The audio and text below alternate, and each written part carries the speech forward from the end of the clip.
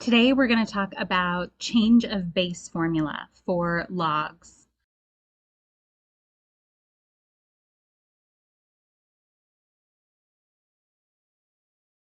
So real quick, here is an example, and we use change of base for a lot of different reasons. So if we were given this, we would see that, okay, these are two numbers. This would normally be something I could just plug in my calculator, but most calculators only have a base of 10, the common log. We call that log base 10. So if we were given something like this, we would want to change it to a base 10. So change of base, I want my base to be 10. So the change of base formula is I take the base that I want. In both cases, it's going to be a top over a bottom. And I call this the top and this the bottom. The base is the bottom. So all it is I change it to the base that I want, and I use the top number over the log of the base that I want, the bottom number. So we have the top and the bottom. So then this is something we could plug into our calculator. And we know that this would just be 1, 10 to the 1 equals 10.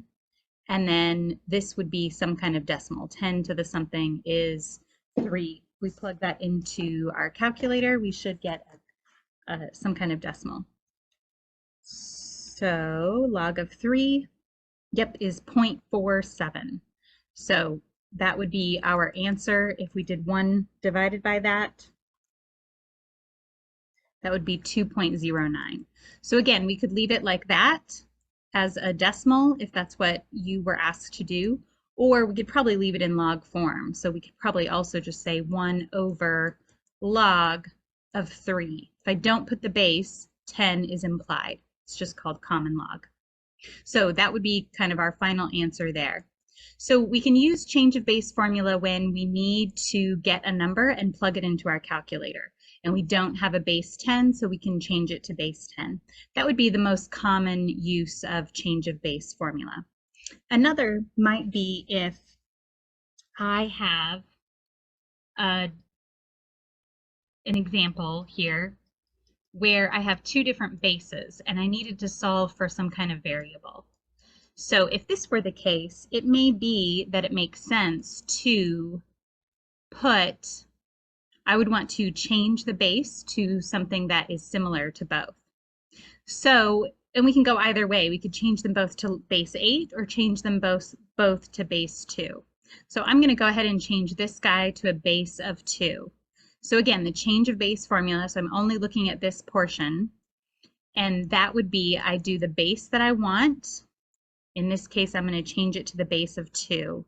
I do my top number, which is x, over the base that I want, the bottom number, which is 8. Top over bottom, change of base.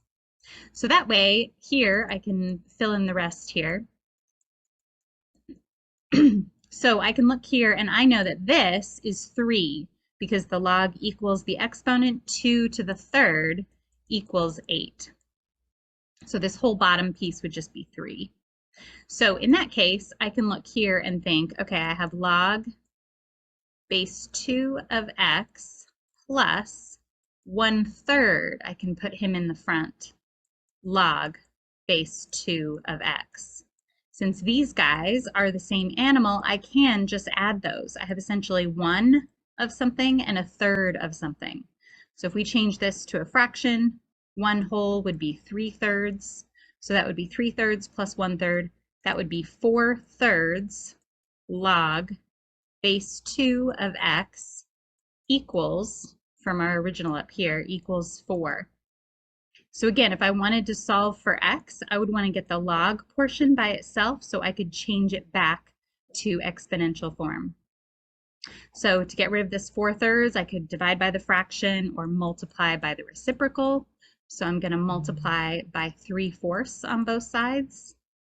So that way, I'll move up here, we would have log base 2 of x equals, our 4's would cancel out, this would equal 3. If I change this back to exponential form, that would be 2. My base is 2. My exponent, log equals the exponent. 2 raised to the third equals x. That's our answer position. And 2 to the third equals 8. So this gets us back to our answer, which is 8. And that makes sense here. If we were to plug in 8 for each of these x's, 2 to the what is 8, that would be 3. 8 to the what equals 8, that would be 1. 3 plus 1 equals 4. So that is the change of base formula and different ways to use it.